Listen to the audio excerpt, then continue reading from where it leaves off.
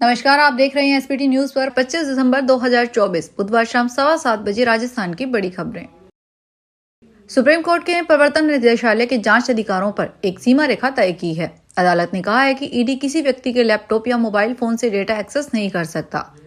यह टिप्पणी lottery king Santiago Martin के मामले में दी गई है। ईडी ने इस केस में 6 राज्यों के 22 ठिकानों पर छापेमारी की और कई इलेक्ट्रॉनिक उपकरण जब्त किए हैं। यह कार्रवाई मेघालय पुलिस की शिकायतों के बाद हुई थी। मेघालय पुलिस ने आरोप लगाया है कि future gaming and hotel services private limited ने राज्य लॉटरी का कारोबार गलत तरीके से किया।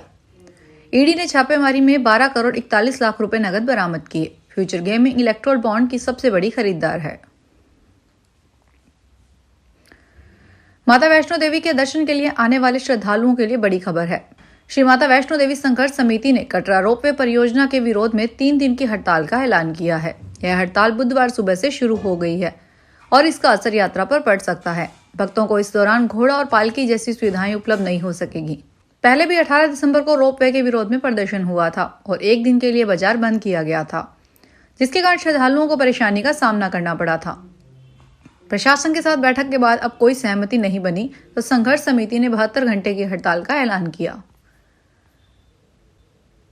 दिल्ली विधानसभा चुनाव में राजस्थान के 35 कांग्रेस नेताओं को विधानसभा सीटों पर कोऑर्डिनेटर की जिम्मेदारी दी गई है। इनमें सांसद से लेकर विधायक और पूर्व विधायक भी हैं। पार्टी ने चुनावी मैनेजमेंट को संभालने और फील्ड में प्रचार के लिए विधानसभा और लोकसभा चुनाव हारे प्रत्याशियों को भी टास्क देकर फील्ड में उतारा है। पार्टी की ओर से असेंबली कोऑर्डिनेटर बनाए गए नेताओं में 4 सांसद, 9 विधायक, 11 पूर्व विधायक और 6 प्रदेश पदाधिकारी हैं। इन सभी को पार्टी के चुनाव अभियान से जुड़ी रिपोर्ट रोजाना देनी होगी। इसमें गंगानगर सांसद कुलदीप उंदरौ का भिजवासन, चूरू सांसद राहुल कस्वां को नफजगढ़, सांसद भजन लाल जाटव और पूर्व मंत्री जाहिदा खान को सीमापुरी, सांसद संजना जाटव और विधायक अशोक चांदना को कस्तूरबा नगर सीट के कोऑर्डिनेटर की जानकारी दी गई है। पूर्व प्रधानमंत्री अटल बिहारी वाजपेयी की 100वीं जयंती पर सीएम भजन लाल शर्मा ने प्रदेश की 11,500 ग्राम पंचायतों में अटल प्रेरणा लगाने की घोषणा की है। इसके साथ ही प्रत्येक ग्राम पंचायत में अटल ज्ञान केंद्र खोले जाएंगे। इसे लेकर सीएम ने कहा, इन ज्ञान केंद्रों पर युवाओं को प्रतियोगी परीक्षाओं की तैयारी के लिए लाइब्रेरी और ई लाइब्रेरी की सुविधा मिलेगी। प्रशिक्षण और काउंसलिंग सुविधा भी इन केंद्रों पर उपलब्ध होगी। प्रदेश भाजपा कार्यालय में अटल बिहारी वाजपेयी के जन्म शताब्दी समारोह मनाया जाएगा। इस दौरान सीएम भजन लाल शर्मा ने राज्य स्तरीय प्रदर्शनी का भी उद्घाटन किया। सवाई माधोपुर की एंटी करप्शन ब्यूरो टीम ने बुधवार को भ्रष्टाचार के खिलाफ एक बड़ी कार्रवाई को अंजाम दिया। एसीबी की टीम ने कोस्तला पुलिस चौकी प्रभारी भरत लाल गुर्जर को 10,000 की रिश्वत लेते रंगे हाथों गिरफ्तार किया है। सवाई माधोपुर एसीबी ने एसीपी सुरेंद्र शर्मा ने बताया कि रवांजना डूंगर थाना क्षेत्र में अवैध बजरी परिवहन करवाने की एवज में रिश्वत लेने की लगातार शिकायतें मिल रही थी। इसी दौरान कुस्तला चौकी प्रभारी ने बजरी से भरे ट्रैक्टर ट्राली को छोड़ने की एवज में शिकायतकर्ता से 50,000 रुपए की मांग की, जिसकी शिकायत मिलने पर एसीबी की टीम सक्रिय हुई और ट्रैप की कार्रवाई रची गई। नागौर के मेड़ता में 3 बदमाशों ने एक ज्वेलरी शॉप पर शटर तोड़कर वारदात को अंजाम दिया। चोर 2 मिनट में 19 लाख के सोने चांदी के आभूषण लेकर फरार हो गए। चोरी की वारदात दुकान में लगे सीसीटीवी में कैद हो गई, जिसमें मुंह पर रुमाल बांधे 2 चोरों का हुलिया भी लगभग साफ दिखाई दे रहा है। एक चोर के हाथ पर टैटू भी बना है। घटना मेड़ता के रियाबंडी कस्बे में श्री बजरंगगढ़ बालाजी ज्वेलर्स पर मंगलवार रात 3 बजे की है। राजस्थान के चर्चित एकलपट्टा मामले में अब एक नया मोड़ आ गया है। इस मामले से जुड़ी पत्रावली गुम होने के मामले में 9 साल पहले दर्ज हुई एफआईआर पर ही सवाल खड़े हो गए हैं। अब उस पुरानी एफआईआर को लेकर अशोकनगर थाने में एक नई प्राथमिकी दर्ज हुई है, जिसमें कूट रचित दस्तावेजों के आधार पर फाइल की गुमशुदगी थाने में दर्ज करवाने का आरोप सचिवालय के कर्मचारियों पर लगा है। फिलहाल अशोकनगर थाना पुलिस इस पूरे मामले को लेकर पड़ताल में जुटी है। अशोकनगर थाना अधिकारी उमेश बेनीवाल ने बताया कि एकलपट्टा मामले की जांच कर रही समिति के सचिव रवि शर्मा ने मुकदमा दर्ज करवाया है। उन्होंने अपनी रिपोर्ट में बताया कि शासन सचिवालय के कर्मचारियों ने कूटरचित दस्तावेजों के आधार पर एकलपट्टा प्रकरण की पत्रावली की गुमशुदगी 29 अगस्त 2013 को अशोकनगर थाने में दर्ज करवाई। कोटा शहर की रानपुर थाना पुलिस ने अवैध तरीके से चंदन की लकड़ी ले जाते एक व्यक्ति को पकड़ा है। उसके पास से 125 किलोग्राम 640 ग्राम चंदन की लकड़ी बरामद की है। आरोपी चंदन की लकड़ी को प्राइवेट स्लीपर बस की डिग्गी में रखकर झालावाड़ से जयपुर ले जा रहा था। आरोपी अब्दुल हमीद अशोकनगर तिरवागंज थाना कोतवाली जिला कन्नौज यूपी हाल छोटी चौपट जयपुर का रहने वाला है। रानपुर थाना सीआई मांगेलाल ने बताया कि कोटा झोटवाड़ा हाईवे पर जगपुरा चौकी के पास वाहनों की चेकिंग की जा रही थी। उसी दौरान आंध्र प्रदेश नंबर की MR ट्रेवल्स की स्लीपर बस आती हुई नजर आई। बस की तलाशी ली गई। सिरोही में ब्यार बंडवारा 4 लाइन स्थित पालड़ी M थाना क्षेत्र में अम्बेश्वर जी मंदिर के पास बुधवार सुबह करीब 5:30 बजे पवन चक्की का 260 फीट लंबे पंखे की पंखुड़ी को ले जा रहे ट्रैक्टर सड़क किनारे पलट गया। इसे लेकर हाईवे सुबह ट्रैफिक से बाधित हो गया। ट्रेलर बड़ोदरा से जैसलमेर जा रहा था।